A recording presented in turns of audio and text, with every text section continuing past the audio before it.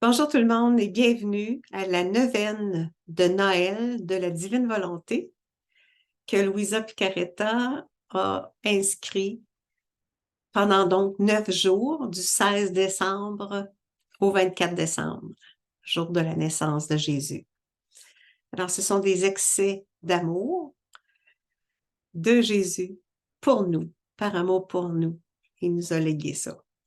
Alors, on débute. On va faire le partage d'écran. C'est ça, c'est des enseignements de Jésus donnés à Louisa, la petite fille de la Divine Volonté. Neuvaine de Noël, en référence au volume Le Livre du Ciel.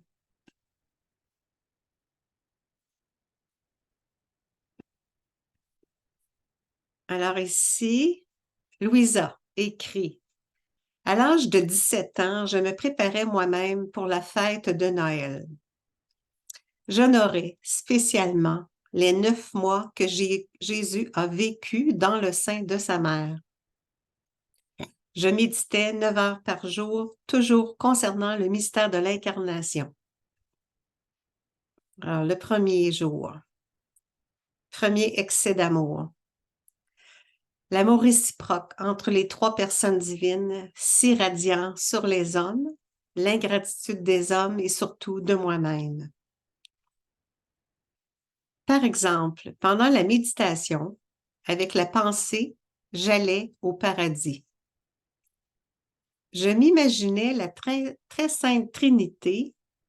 Le Père envoie son Fils unique sur la terre, le Fils obéit tout de suite à la volonté du Père, le Saint-Esprit accorde son plein accord.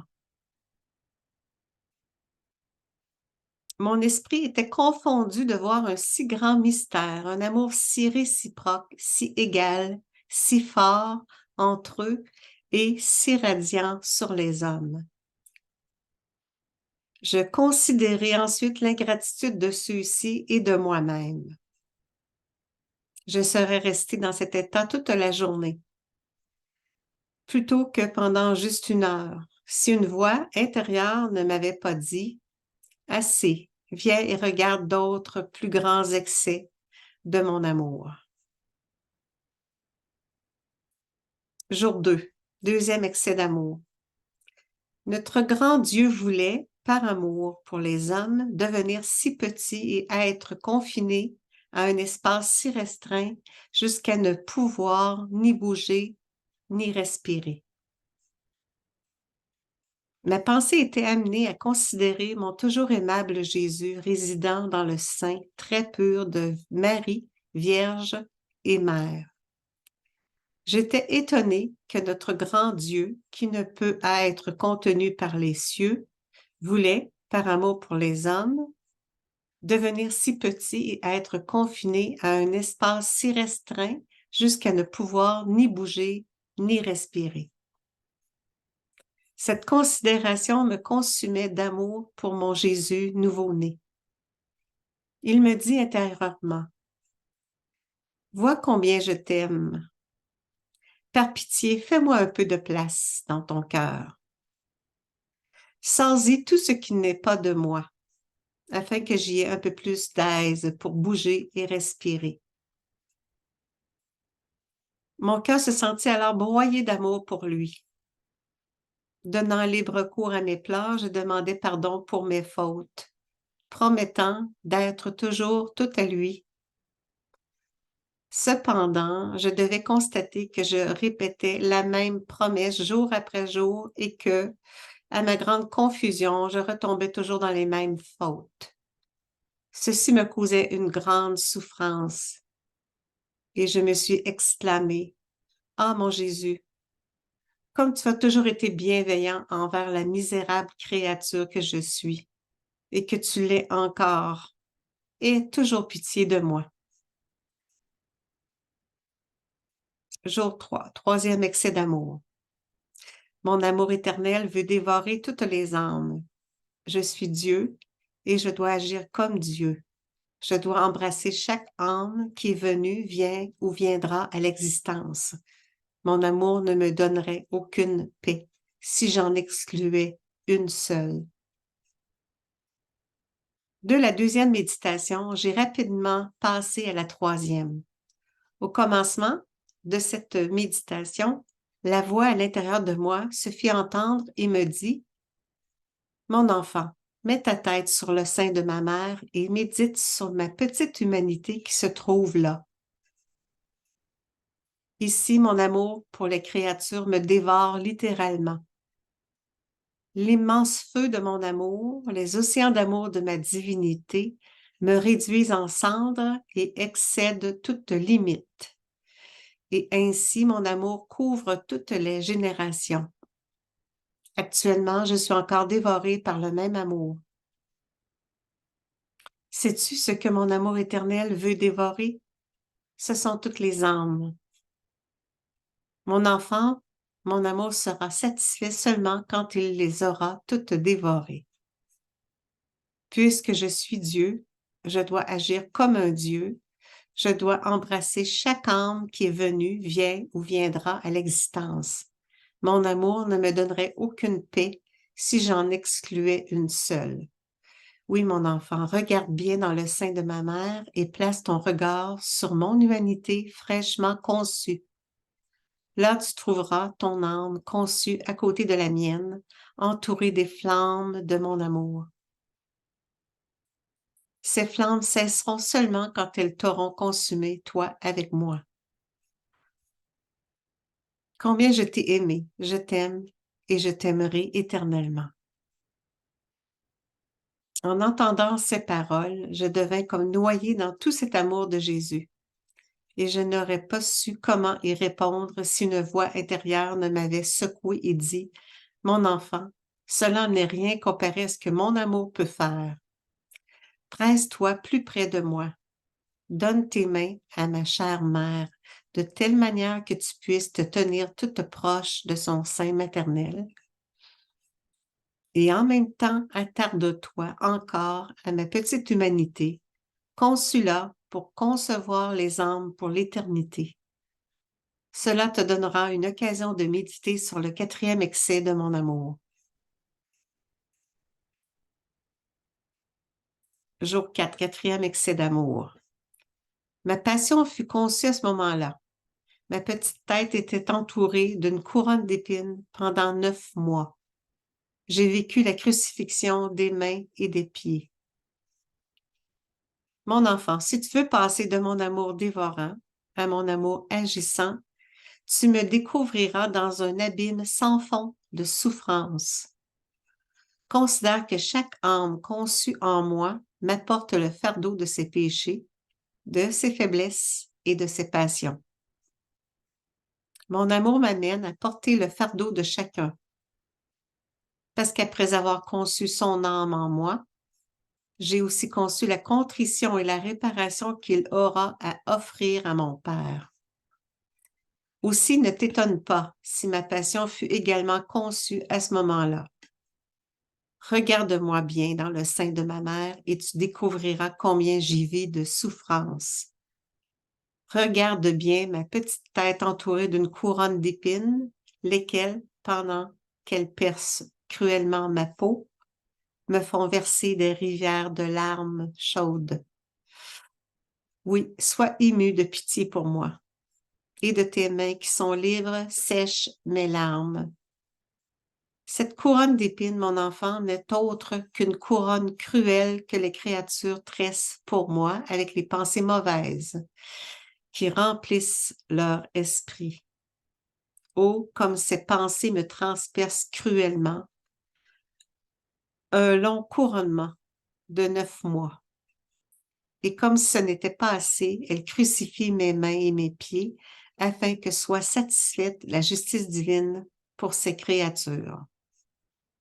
Pour elles, qui circulent sur des chemins pervers, qui commettent toutes sortes d'injustices et empruntent des voies illégales pour leur profit, dans cet état, il ne m'est pas possible de bouger, même pas une main, un doigt ou un pied. Je reste immobile, soit à cause de l'atroce crucifixion que je subis ou à cause de l'espace réduit dans lequel je suis.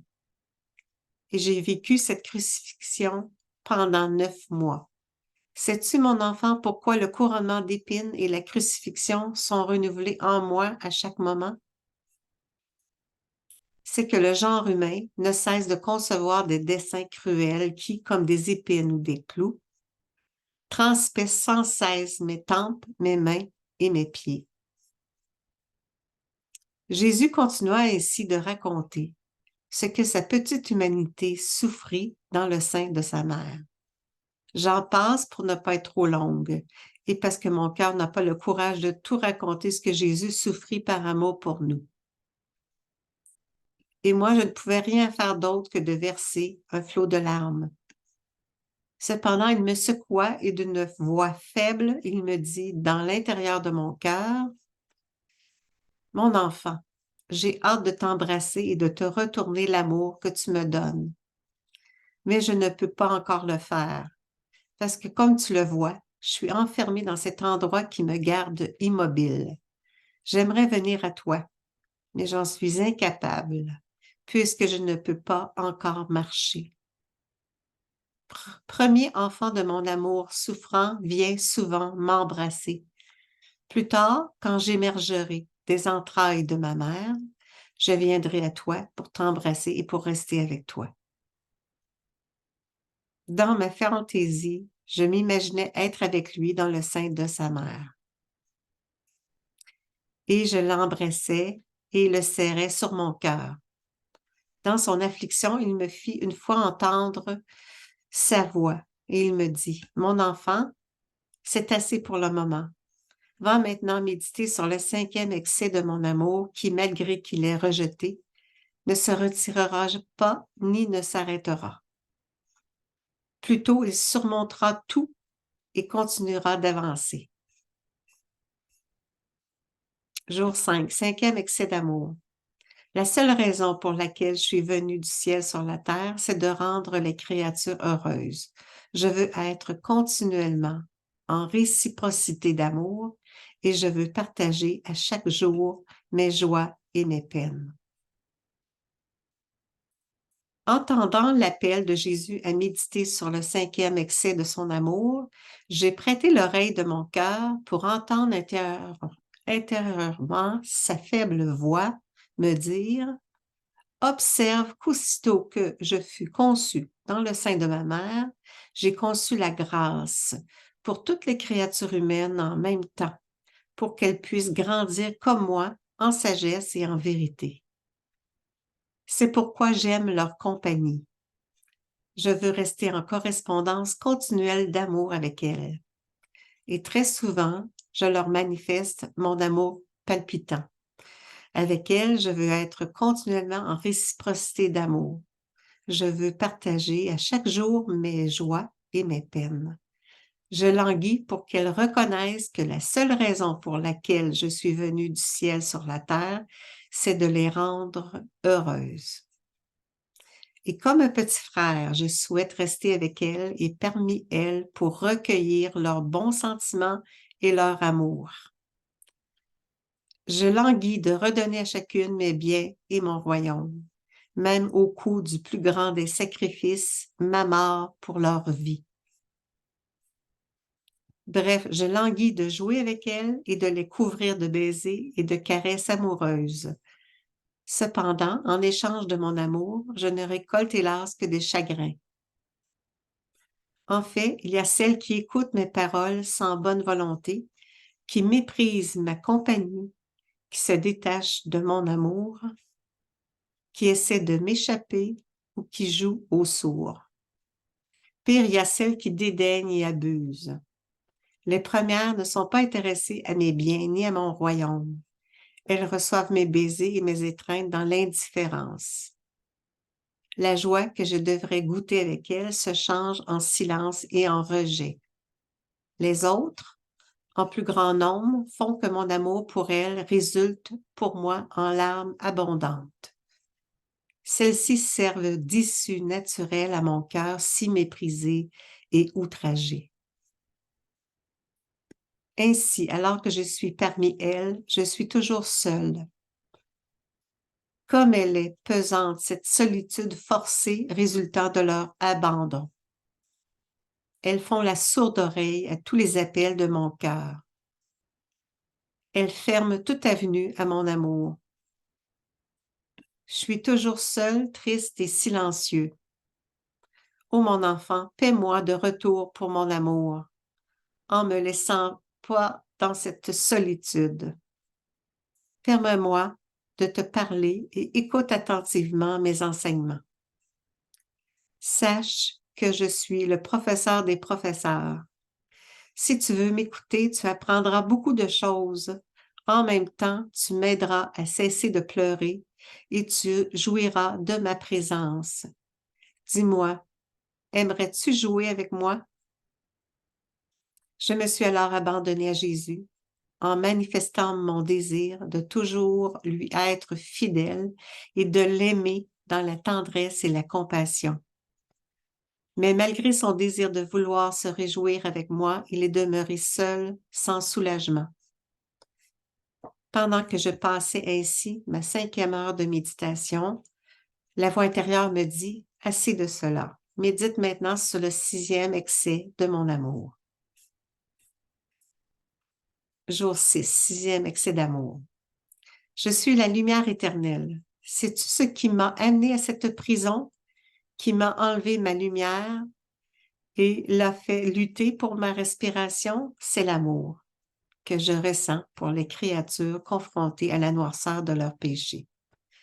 Mon enfant, que mon intimité soit avec toi. Viens plus près de moi et prie ma chère mère pour qu'elle te fasse une petite place dans son sein pour que tu puisses observer dans quel état de douleur j'y suis. En pensée, je m'imaginais que ma mère, Marie, voulait me démontrer sa grande affection en me laissant rejoindre le doux et affable Jésus dans son sein. Je m'imaginais que j'étais là dans son sein, très près de mon aimable Jésus. Mais comme la noirceur y était grande, il m'était impossible de voir ses traits, et je ne pouvais que sentir la chaleur de son souffle d'amour. À l'intérieur de moi, il me dit, « Mon enfant, médite sur une autre manifestation de la surabondance de mon amour. Je suis la lumière éternelle. Hors de moi, il n'y a pas de lumière qui soit plus resplendissante. Le soleil, avec toute sa splendeur, n'est qu'une ombre à côté de ma lumière éternelle. Cependant, celle-ci s'est entièrement éclipsée quand, par amour pour les créatures, j'ai embrassé la nature humaine. Vois-tu la sombre prison dans laquelle l'amour m'a conduit? Oui, c'est par amour pour les créatures que je me suis confinée à ce réduit et que j'ai attendu là après quelques rayons de lumière. J'ai attendu patiemment dans la grande noirceur, dans une nuit sans étoiles ni repos, la lumière du soleil qui n'apparaissait pas encore. Quelle souffrance j'y ai endurée! Les murs étroits de cette prison ne me donnaient aucun espace pour remuer et engendraient en moi de terribles angoisses. Le manque de lumière m'empêchait de voir et me coupait le souffle. Ce souffle, je devais le recevoir lentement par la respiration de ma mère. Sais-tu ce qui m'a amené à cette prison, qui m'a enlevé ma lumière, qui m'a fait lutter pour ma respiration? C'est l'amour que je ressens pour les créatures confrontées à la noirceur de leurs péchés. Chacun de leurs péchés est une nuit pour moi. Je suffoque de ressentir leur cœur sans repentir et ingrat. Ils produisent un abîme sans fond d'obscurité qui me paralyse. Ô excès de mon amour, tu m'as fait partir d'une plénitude de lumière pour m'amener à la plus noire des nuits, dans un étroit réduit qui annule la liberté de mon cœur. Pendant qu'il disait cela, Jésus gémissait péniblement à cause du manque d'espace. Pour l'aider, je voulais lui donner un peu de lumière par mon amour. À travers sa souffrance, il me fit entendre sa douce voix et me dit, « Assez pour l'instant, passons au 7e excès de mon amour. » Jour 7, 7e excès d'amour. Je souffre beaucoup de la méchanceté de l'homme. Elle est pour moi la plus grande et la plus pointue des épines. L'ingratitude est pire que de claquer la porte de mon cœur. Jésus ajouta, Mon enfant, ne me laisse pas dans une telle solitude et une telle obscurité. Ne quitte pas le sein de ma mère et arrête-toi au 7e excès de mon amour. Écoute bien, j'étais parfaitement heureux dans le sein de mon Père. Il n'y avait aucun bien que je ne possédais, joie, félicité, etc. Les anges m'offraient le culte de la plus grande adoration. Ils étaient attentifs à chacun de mes désirs. Mais l'excès de mon amour pour le genre humain me fit changer de condition. Je me suis dépouillée de ces joies, ces félicités et ces biens célestes pour me revêtir des infirmités des créatures afin de leur amener mon éternel bonheur, mes joies et mes avantages célestes. Cet échange aurait été facile pour moi si je n'avais pas trouvé chez l'homme l'ingratitude la plus monstrueuse et la haine la plus obstinée. Oh, comme mon amour éternel fut déçu par une telle ingratitude. Je souffre beaucoup de la méchanceté de l'homme, qui est pour moi la plus grande et la plus pointue des épines. Observe bien mon petit cœur et vois les nombreuses épines qui le recouvrent. Observe les blessures que font les épines et les rivières de sang qui s'en échappent. Mon enfant, ne sois pas ingrate toi aussi, parce que l'ingratitude est ce qu'il y a de plus dur pour ton Jésus. L'ingratitude est pire que de claquer la porte de mon cœur. Elle me garde dehors, sans amour et sans la froideur. Et dans la froideur. Malgré la perversité du cœur de l'homme, mon amour jamais ne cesse. Et il assume une attitude plus élevée, m'amenant à supplier et à languir après lui. Et ceci, mon enfant, est le 8e excès de mon amour. Jour 8, 8e excès d'amour. Malgré la perversité du cœur de l'homme, mon amour jamais ne cesse. Mes enfants, donnez-moi vos cœurs qui sont miens. En échange, je vous donnerai tout ce que vous voudrez, y compris moi-même. Mon enfant, ne me laisse pas seul. Continue de reposer ta tête sur la poitrine de ma mère et tu entendras mes gémissements et mes supplications. Tu verras que ni mes gémissements, ni mes supplications n'amènent les créatures ingrates à ressentir de la pitié pour mon amour bafoué. Ainsi tu me verras, encore bébé, tendre la main comme le plus pauvre des mendiants et demander la pitié et un peu de charité pour les âmes. J'espère de cette façon attirer les cœurs gelés par l'égoïsme. Mon enfant, mon cœur veut gagner le cœur de l'homme à tout prix. Ainsi, j'ai décidé que si, après le 7e excès de mon amour, ils font encore la sourde oreille en se montrant désintéressés de moi et de mes biens, alors je vais aller plus loin. Mon amour aurait dû s'arrêter après tant d'ingratitude. Mais non, il veut dépasser ses limites et faire qu'à partir des entrailles de ma mère, ma voix suppliante atteigne chaque cœur. Pour toucher les fibres du cœur humain, j'utilise les méthodes les plus expressives, les mots les plus doux et les plus efficaces, ainsi que les prières les plus émouvantes. Je leur dis, mes enfants, donnez-moi vos cœurs qui sont miens.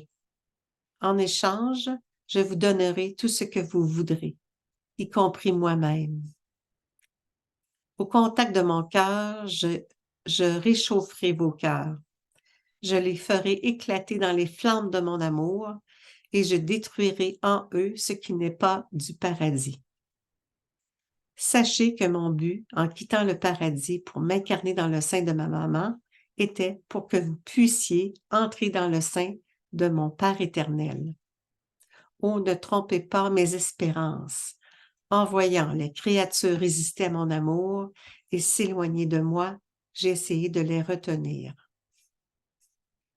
Les mains jointes et avec mes plus tendres supplications, j'ai essayé de les gagner en disant d'une voix sanglotante, « Voyez mes enfants, le petit mendiant que je suis, qui ne fait que réclamer vos cœurs, ne pouvez-vous pas comprendre que de cette façon d'agir m'est dictée par les excès de mon amour? » Pour attirer la créature à son amour, le Créateur a pris la forme d'un petit bébé afin de ne pas faire peur. Quand il voit que la créature est récalcitrante et obstinée et ne se rend pas à sa requête, il insiste, se plaint et pleure. Ceci ne t'amène-t-il pas à la compassion?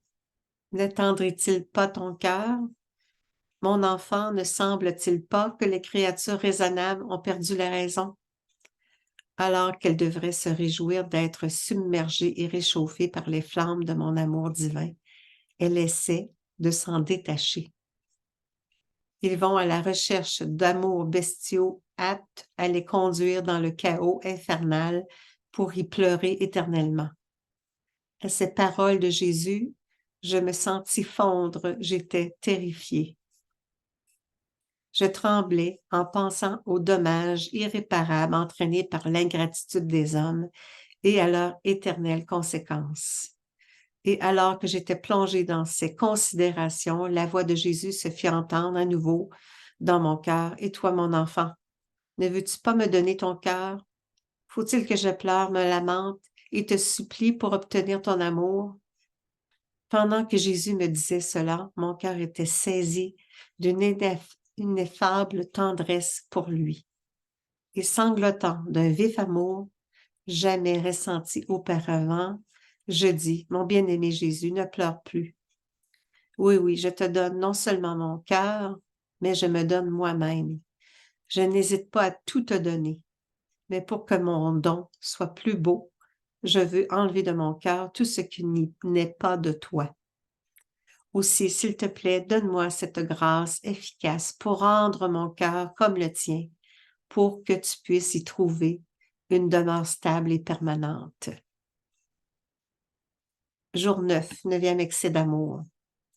Une agonie continuelle a débuté à l'instant où ma divinité a pris la forme humaine dans le sein maternel. Cette humanité cachait l'essence divine. Mon enfant, mon état devient toujours plus douloureux. Si tu m'aimes, garde ton regard fixé sur moi, de sorte que tu puisses bien apprendre tout ce que je t'enseignerai. Offre à ton petit Jésus un sursis pour ses pleurs et ses profondes afflictions, un mot d'amour, une caresse, un baiser affectueux, pour que mon cœur puisse être réconforté par le sentiment d'un retour d'amour. Vois, mon enfant, après avoir pris connaissance des preuves de mon amour décrites par les 8 excès mentionnés jusqu'ici, l'homme devrait s'être incliné devant mon vrai et sublime amour. Plutôt, il le reçoit mal et il me fait passer un autre excès qui, s'il ne trouve pas de retour, sera encore plus douloureux pour moi. Jusqu'ici, l'homme n'a pas capitulé. C'est pourquoi je poursuis avec mon 9e excès d'amour, qui est mon très vif désir de m'échapper du sein maternel pour me mettre à la poursuite de l'homme. Et après l'avoir stoppé sur les pentes du mal, je languis de l'étreindre et de le baiser, lui si ingrat, pour mon amour, pour le rendre amoureux de ma beauté, de ma vérité et de mon éternelle bonté. Ce grand dessein réduit ma petite humanité qui n'a pas encore vu le jour à un état d'agonie suffisant pour mettre un terme à ma vie. Si je n'étais pas aidée et soutenue par ma divinité, inséparable de mon humanité, à cause de l'union hypostatique, sûrement que c'est ce qui m'arriverait. Ma divinité me communique des fontaines de vie nouvelle et fait que ma petite humanité résiste à l'agonie continuelle de ces 9 mois où elle se sent plus près de la mort que de la vie. Si ma divinité n'avait pas donné à mon humanité son soutien et sa force, mon amour pour les créatures m'aurait dévoré. mon humanité aurait été réduite en cendres. J'aurais été consumée par mon amour actif qui me fit prendre sur moi l'énorme fardeau de la punition que se sont méritées les créatures. C'est pourquoi ma vie dans les entrailles de ma maman fut si douloureuse. Je ne me sentais plus capable de rester loin des créatures. Je languissais après elles pour qu'à tout prix, elles viennent dans ma poitrine pour sentir mes palpitations brûlantes. Je languissais de les embrasser de ma tendre et pure affection, de telle manière qu'elles deviennent éternellement seigneurs de mes biens. Sache que si je n'avais pas été aidée par toi avant qu'il n'ait été le temps pour moi d'émerger à la lumière du jour, j'aurais été consumée par ce 9e excès d'amour. Regarde-moi attentivement dans les entrailles maternelles. Vois combien je suis devenue pâle. Écoute ma voix angoissée qui faiblit de plus en plus. Sens les palpitations de mon cœur qui, ayant déjà été vives, sont maintenant presque éteintes. Ne me quitte pas des yeux. Regarde-moi bien, parce que je suis mourant, oui, mourant de pur amour. À ces mots, je me sentis défaillir d'amour pour Jésus. Et il se fit un profond silence entre nous deux, un silence sépulcral. Mon sang se glaça dans mes veines et je ne sentis plus mon cœur battre. Ma respiration s'arrêta et tremblante, je me suis écrasée sur le sol. Dans ma stupeur, je balbutiais. Mon Jésus, mon amour, ma vie, mon tout, ne meurs pas.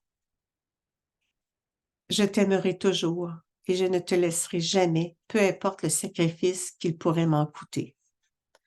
Donne-moi toujours la flamme de ton amour afin que je t'aime toujours et que, le plus tôt possible, je sois consumée d'amour pour toi, mon éternel bien. Je me suis sentie alors comme morte. Jésus était déjà né à notre vie mortelle pour nous amener à la mort de notre propre volonté et plus tard nous donner la vie éternelle. Puis Jésus me toucha et me réveilla de l'aspissement dans lequel j'étais plongée. Doucement, il me dit, « Ma fille, renais de mon amour, lève-toi. Élève-toi à la vie de ma grâce et de mon amour. Imite-moi en tout. Tu m'as tenu compagnie pendant les 9 méditations sur les excès de mon amour dans cette longue neuvaine de ma nativité. Fais les autres 24 considérations sur ma passion et ma mort en les distribuant parmi les 24 heures de la journée. En elles, tu discerneras d'autres sublimes excès de mon amour. Et tu seras un continuel soulagement pour moi dans mes grands chagrins provenant des créatures ingrates. Dans la vie, tu seras la toute-aimante de ma sépulture. À ta mort, tu auras la part optimum de ma gloire. » Alors, c'est ça la neuvaine de Noël de Louisa Picaretta à Jésus, signe de son grand amour, de ses excès d'amour pour nous. Il nous aime. Il s'est dévoilé aujourd'hui pour nous. Alors, je vous souhaite de très belles fêtes, un beau Noël dans l'amour de Dieu, Dieu qui est la naissance de l'amour sur la terre. Je vous salue tous, que le Seigneur nous bénisse, au nom du Père et du Fils et du Saint-Esprit. Amen. Merci tout le monde. À bientôt.